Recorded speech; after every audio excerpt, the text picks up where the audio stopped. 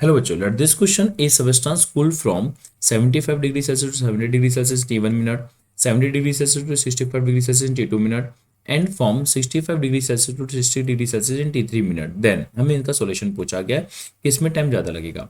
तो बेटा हम जानते हैं अकॉर्डिंग टू न्यूटन्स लॉ कि अगर कोई भी बॉडी जिसका temperature initial temperature 75 degree Celsius था और बाद में इसका टेम्परेचर 70 डिग्री सेल्सियस हो गया, कितने टाइम में? T1 टाइम में।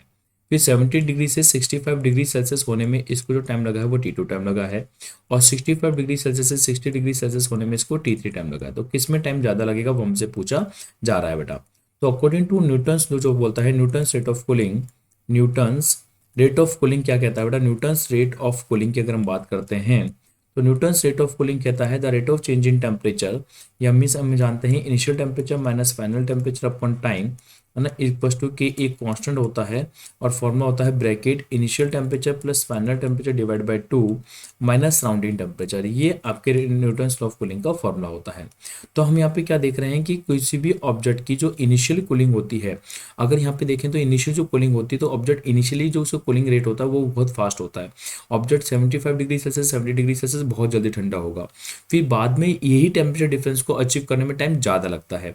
फिर बाद में इसी टेम्परेचर डिफरेंस को अचीव करने में टाइम और ज़्यादा लगेगा। तो अगर आप यहाँ पे पुट भी करते हो, जैसे यहाँ पे 75 70 के लिए पुट करोगे तो यहाँ पे टेम्परेचर डिफरेंस कितने का है? 5 का है।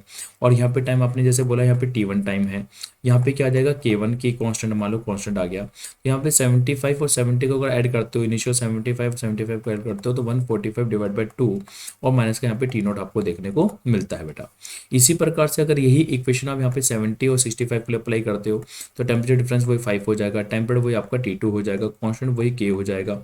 और यहाँ पे अगर इसको ऐड करते हो तो ऐड करने पे कितना हो जाएगा? ये आपके 135 डिवाइड बाई 2 माइनस का T0 हो जाता है। अब इसी प्रकार से अगर आप यही इक्वेशन 65 से 60 के लिए अप्लाई करते हो तो यहाँ पे टेम्परेचर डिफरेंस 5 हो जाएगा, टाइम T3 हो जाएगा, कांस्टेंट K हो जाएगा, और दोनों का जो सम है वो 125 डिवाइड बाई 2 माइनस का T0 हो जाता है। तो अगर आप टाइम की बात करो तो आप खुद देखो कि आपके पास ये लगातार सॉरी वैल्यू सेम है। ऊपर यहाँ पे 145 है, यहाँ पे देखो तो यहाँ पे कितना है? 135 है, और यहाँ देखो तो क्या है? 125 है बेटा। तो ये वैल्यू लगातार क्या होता जा रहा है? डिक्रीज होता जा रहा है। अगर ये डिक्रीज हो रहा है तो ये वैल्यू ऑटोमेटिकली क्या हो रहा होगा? इंक्रीज हो रहा होगा। तो हम ये देख सकते हैं ये वैल्यू डिक्रीज, ये वैल्यू देखो, ये वैल्यू सबसे कम है तो ये वैल्यू सबसे कम है तो T3 सबसे ज़्यादा हो जाएगा। और यहाँ पे सबसे ज़्यादा किसका वैल्यू 145 है तो सबसे कम क्या हो जाएगा? यहाँ पे T1 हो जाता है।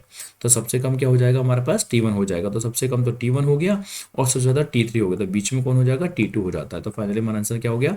T3 सबसे ज़्यादा होगा, T1 सबसे कम होगा, मतलब बी ऑप्शन एकदम यहाँ पे करेक्ट हो जाता है।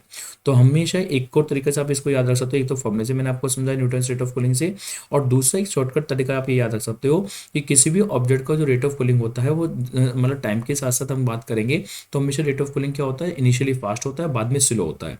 तो अगर initially rate of cooling fast होता है तो जो T1 टाइम है ये बहुत कम होगा, ये जल्दी से कूलिंग कर जाएगा, और T1 टाइम बहुत कम होगा, बाद में स्लोली होगा तो T3 टाइम बहुत ही ज़्यादा होगा। तो हम डायरेक्ट भी लगा सकते हैं कि इनिशियल रेट ऑफ कूलिंग बहुत फास्ट है इसलिए T1 बहुत कम है, बाद में रेट ऑफ कूलिंग स्लोली होगा इसलिए T3 बहुत ज़्यादा होगा। ये हम डायरेक्ट बोल सकते हैं। अदरवाइज फॉर्मूले से मैंने आपको समझा दिया कि ये वैल्यू ज़्यादा है 145, यहाँ पे आप कंपेयर करते हो तो ये वैल्यू ज़्यादा, तो ये वैल्यू आपकी कम हो जाएगी इनवर्सली प्रोपोर्शनल, और ये वैल्यू कम तो ये वैल्यू हमेशा ज़्यादा हो जाएगी। ओके बेटा, थैंक यू।